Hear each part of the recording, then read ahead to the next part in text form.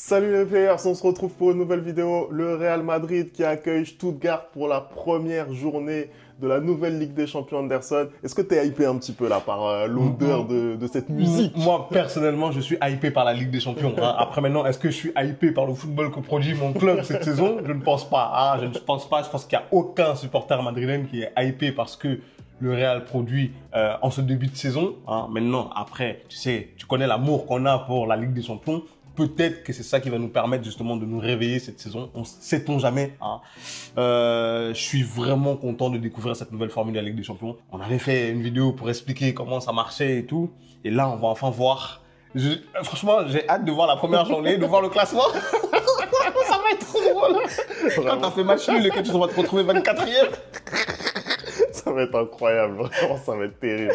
En tout cas, n'hésitez pas à vous abonner à la chaîne, à commenter, à liker. Et nous, on envoie le générique, c'est parti.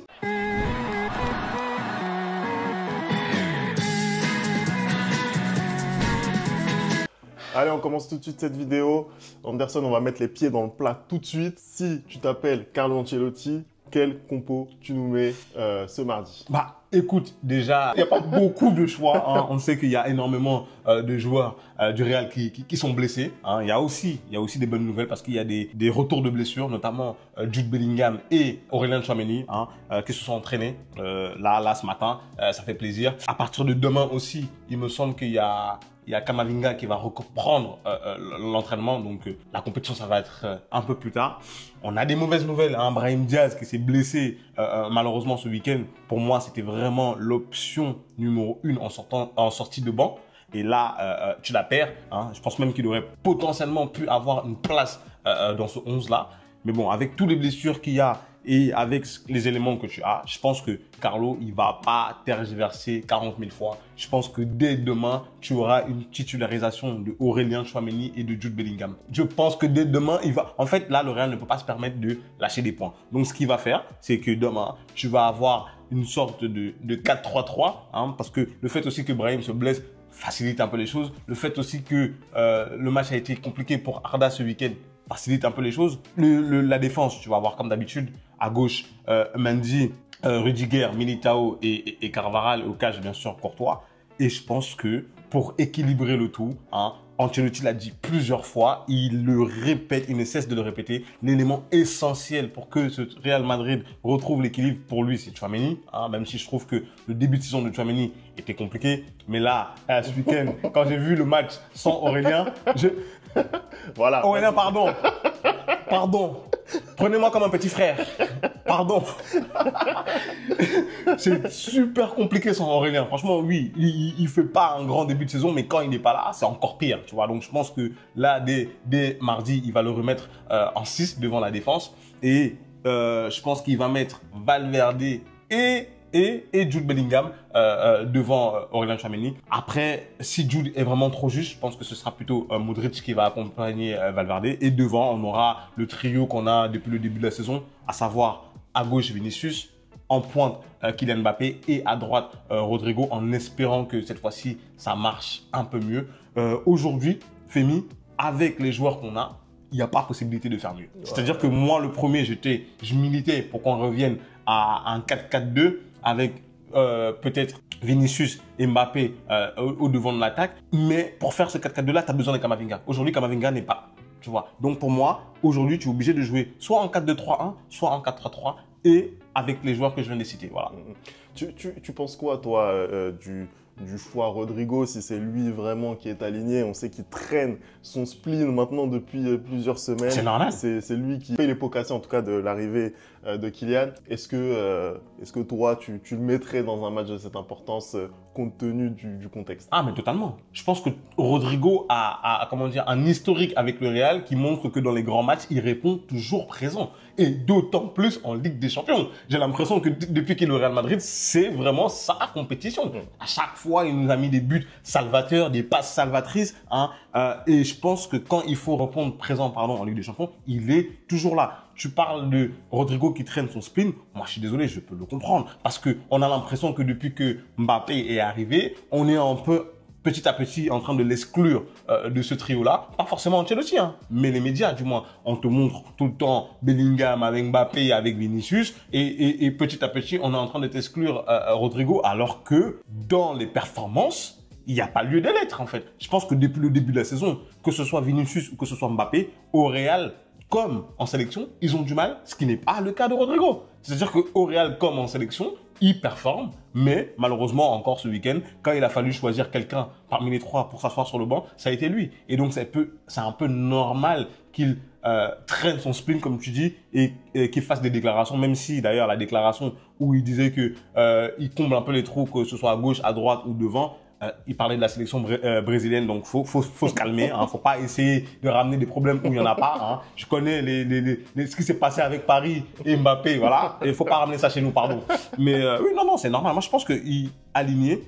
Moi, franchement, je vais pas te mentir, en ce début de saison, c'est comment dire, l'avant-centre auquel j'ai le plus confiance, clairement, parce que je trouve que Mbappé, même s'il y a eu du mieux ce week-end, ça va venir petit à petit. Et Vinicius, je ne sais pas ce qu'il a, mais il n'est pas complètement à fond encore, pleinement dans ses capacités. Tu vois, donc le seul, pour moi, qui répond présent depuis le début de la saison, c'est Rodrigo. Voilà. Oui, clairement. Je pense d'ailleurs, Vinicius, son début de saison aussi, il mérite discussion parce que, bon, on rappelle, c'est un des grands favoris, si ce n'est pas le favori au Ballon d'Or. Et c'est vrai que là, il fait un début de saison qui est assez moyen. Voilà, il a converti quand même des pénaltys. Il en a obtenu certains qu'il a laissés à des gens qui avaient besoin de marquer. Mais c'est vrai que... Ah, c'est comme ça qu'on appelle...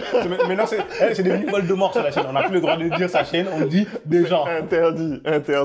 Mais effectivement, voilà, début de saison quand même assez moyen de Vinicius. Et tu as raison de rappeler que Rodrigo, offensivement, c'est celui qui apporte le plus de garanties aujourd'hui. On va pas se mentir. Mais, voilà. et surtout que moi, j'ai envie d'excuser Vinicius parce qu'il y a beaucoup de gens qui disent ouais, il n'a pas le même rendement que l'année dernière. Je suis désolé. Il y a quelque chose qui a changé. C'est-à-dire que l'arrivée de Kylian Mbappé force aussi Vinicius à jouer un peu contre nature. Parce que bon nombre de fois, avant, il était tout seul dans son côté. Sauf qu'aujourd'hui, bon nombre de fois, il y a Mbappé qui vient sur son côté, hein, donc lui, il est peut-être obligé de se recentrer dans l'axe. Bon nombre de fois, il y a aussi peut-être de temps à autre Rodrigo qui vient dans son côté. Il n'est pas forcément habitué à jouer avec ce profil de joueur. Je suis désolé, Vinicius, il a quand même pendant de nombreuses années pratiqué un Karim Benzema qui était plutôt l'attaquant technique et qui jouait en retrait, en pivot avec lui et qui le lançait dans la profondeur, des trucs comme ça. Je vais pas reprendre la métaphore de la F1 et du kart. Voilà, merci. Non, tu peux le reprendre. Le football qui pratiquait avec Karim Benzema, c'était la F1 et là, c'est le karting. Je suis désolé de le dire, hein, même si je vais vexer certains supporters de Kylian et les combinaisons ne sont pas pareilles, tu vois. Je pense aussi que Vinicius, c'est le genre de joueur qui a besoin que quelqu'un à côté de lui comprenne le football de sa manière pour performer. Et là, depuis le début de la saison, en effet, c'est un peu compliqué. Il ne faut pas aussi oublier que Vinicius, dès qu'il arrive sur un terrain en Espagne, hein, à l'extérieur, avant même que le match débute, ça commence à le siffler, hein, ça commence à faire tout pour qu'il sorte de son match. Malheureusement, souvent, ça marche. Et d'autres fois, ça ne fonctionne pas. Et il y a tout ça aussi, tu vois, c'est devenu une sorte de scénario où dès qu'il arrive quelque part, ça le siffle pour essayer de sortir du match parce qu'ils savent très bien à quel point il est dangereux. C'est peut-être aussi tout ça qui explique son mauvais début de saison. Voilà. Écoute Anderson, on va s'intéresser maintenant à l'équipe que vous allez affronter. C'est le VfB Stuttgart. Voilà, j'ai fait LV2 allemand, je maîtrise un petit peu. Je vois ça. Je maîtrise un petit peu. Stuttgart qui fait un début de saison mitigé, une victoire, un nul, une défaite en Bundesliga après l'énorme saison qu'ils ont effectuée l'année dernière dans le sillage d'un excellent Serhou Guirassy.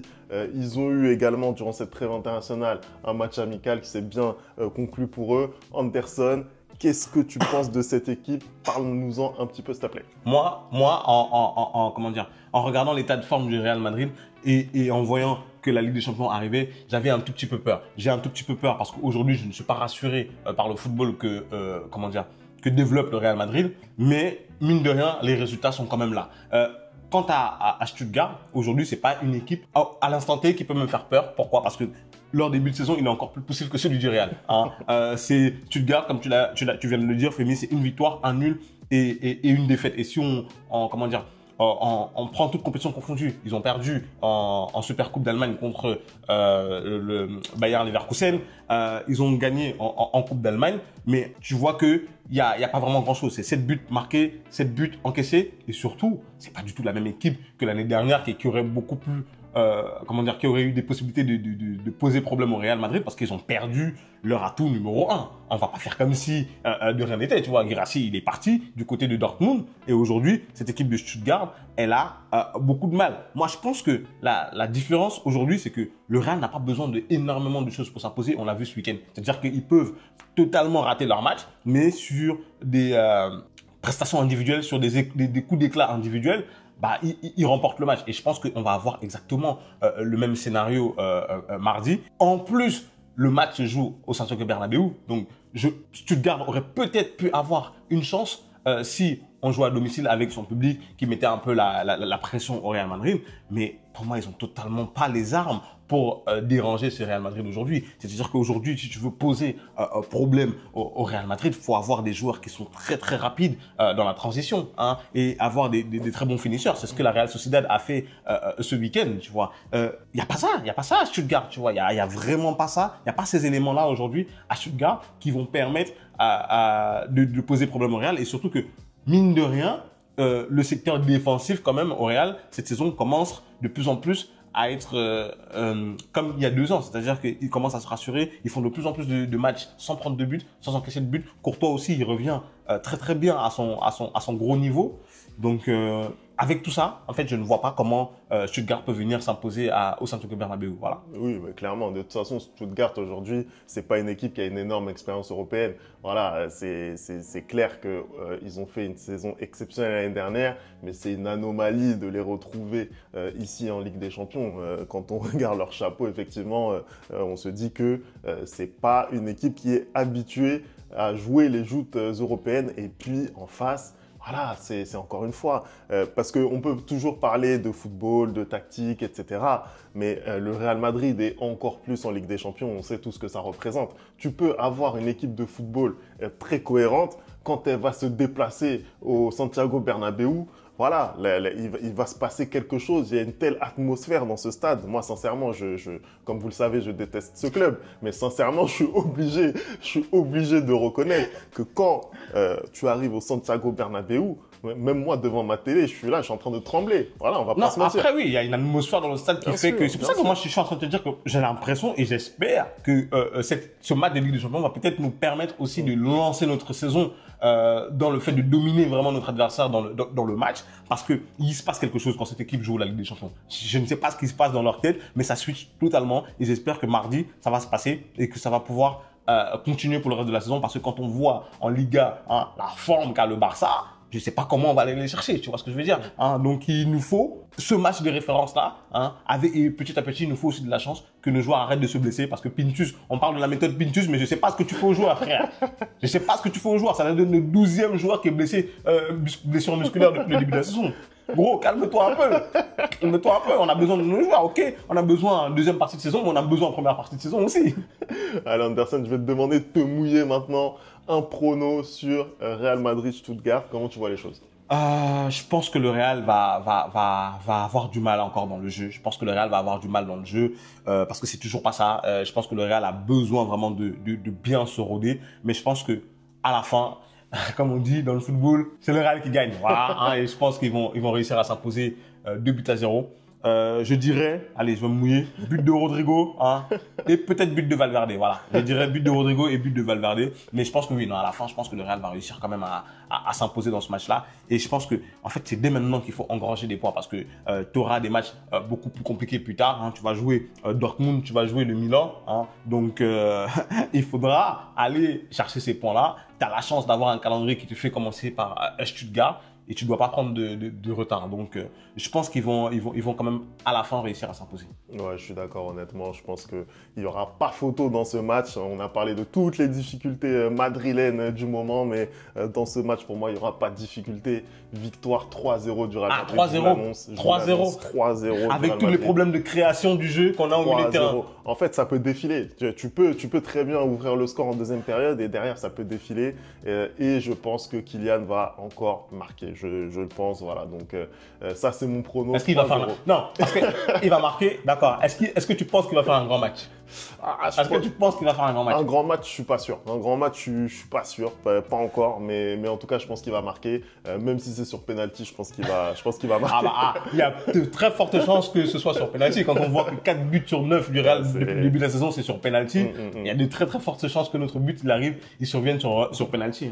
Après, on va encore appeler à la corruption, les supporters barcelonais, alors que depuis le début, on n'a pas eu un seul penalty qui était bizarre. Malheureusement, on applique les règles comme il faut. Ça nous a donné un penalty. Non, ce week-end, ça nous a donné un penalty un peu trop sévère. Mais je suis désolé. Même deux. Non, Bon. je suis désolé. Tous les penalties sont justifiables depuis le début de la saison pour le Real. Voilà. Je sais pas. Allez, merci d'avoir regardé cette vidéo. On n'oublie pas les bonnes habitudes, @ le replay foot. Et nous, on se retrouve très très vite pour une nouvelle vidéo.